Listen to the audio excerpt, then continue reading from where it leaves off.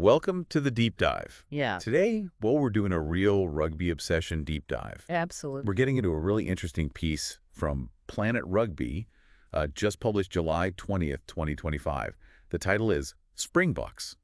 Rassie Erasmus reveals a change in approach for the Rugby Championship. Yeah, caught my eye too. Big stuff. It is. So our mission here is to, dissect this strategic pivot from Springboks head coach Rassie Erasmus for the upcoming Rugby Championship. And look at the context, right? The recent form. Exactly. What does it all mean for the team going forward? And hey, if you're as obsessed with rugby as we are, make sure you hit subscribe to Rugby Obsession wherever you listen. Don't miss out. Good call. Okay, so let's unpack this. The Springboks, they are just flying right now, aren't they? Oh, definitely. They've just wrapped up their mid-year test with that huge 55-10 win over Georgia in Bombella Stadium. That's quite a statement. It really was a very emphatic display. Look, the Lilos, they fought hard. You have to give them credit. But the Springboks firepower, it was just, overwhelming.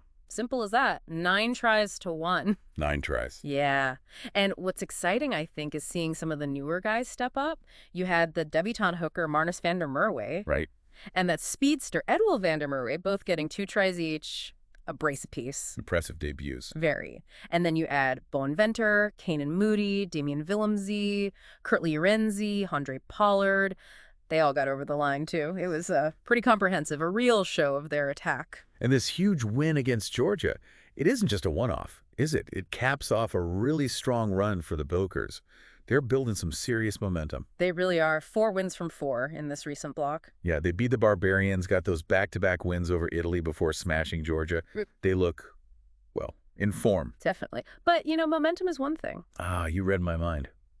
Is there a risk, maybe, going into the Rugby Championship feeling too comfortable? Could that winning streak almost, backfire? Right. Or does it just build pure confidence? That's the key question, isn't it?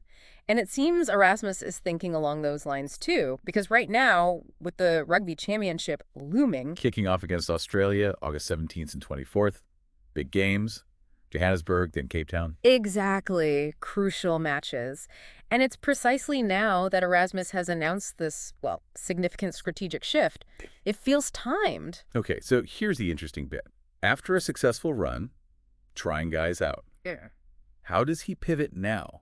What's the actual strategy change for the championship? He's come out and said it pretty plainly. There will be, and this is his phrase, much less experimenting in the squad compared to what we just saw in the mid-year tests. Much less experimenting. Oh. Yeah.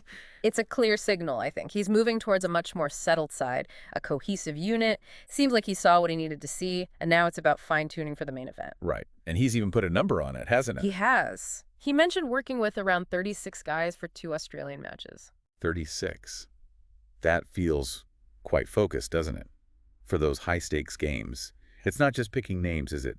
It's about combinations, set pieces, stuff that needs real familiarity. Exactly. It feels like a move from, let's say, talent identification in the mid-year games to tactical mastery for the championship, perfecting the how, not just figuring out the who. But he did add a little bit of nuance there. Yeah. Right? It's not zero experimentation. Correct. Important clarification. He did say less experimenting, not no experimenting. He confirmed there'll still be 1 or 2 guys they might try out within that 36-player group. Okay. But the vast majority, they'll be the ones he sees as most settled and, crucially, the ones who fit the best into how we want to play. It's about the system fit now. And the sheer number of players they've looked at is incredible. It gives them such a base of knowledge. He mentioned something like 38 players. Yeah, around 48 guys have played for us now this year, and including last year. His words. 48. Does that ever risk eluding things, or is that just pure strength and depth? Well, it gives them incredible insight, doesn't it? He talked about knowing all personalities, all the guys that are training, how well they are doing, what is the intensity of training, what do we expect of them on and off the field. So they really know who fits. Absolutely. That depth isn't just numbers, it's a strategic tool. Think about prepping for different teams. They can probably simulate opposition styles really well in training with that many guys who've been in the system. Like having shadow teams. Kind of, yeah. And even with the focus on 36, he still mentioned players he'd like to give opportunities to down the line. Names like Jaden and Jordan Hendricks, Quan Horn, Renzo Duplessis. Right. So the mid-year really was for trying things out. Definitely. Which makes those big wins, like against Georgia, even more satisfying, you'd think. They experimented and won convincingly. So, okay, let's bring it back to the listener. For you watching the games, what does this shift really mean? It feels like a strong focus on hitting the ground running in the Rugby Championship, right?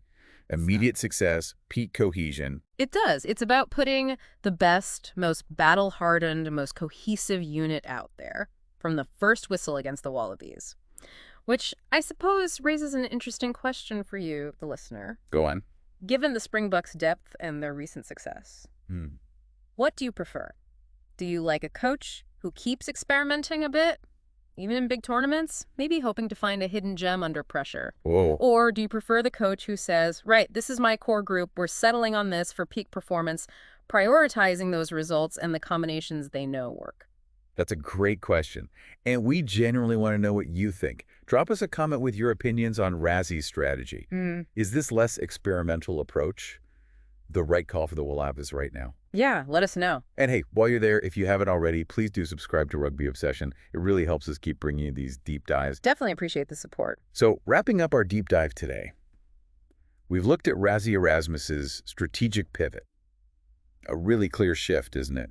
Moving from that successful but experimental mid-year phase to a much more focused, less experimental approach, specifically for the Rugby Championship. It feels like a strong signal of intent, building on those recent wins and that incredible player depth. It really does.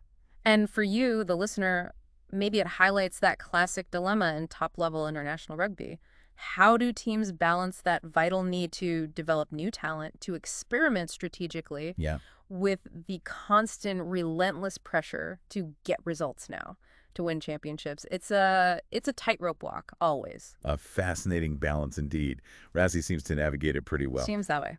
Well, make sure you are subscribed to Rugby Obsession so you get every deep dive sent straight to you. Please do. Thank you so much for listening to the Rugby Obsession Deep Dive. We look forward to you listening to our next episode.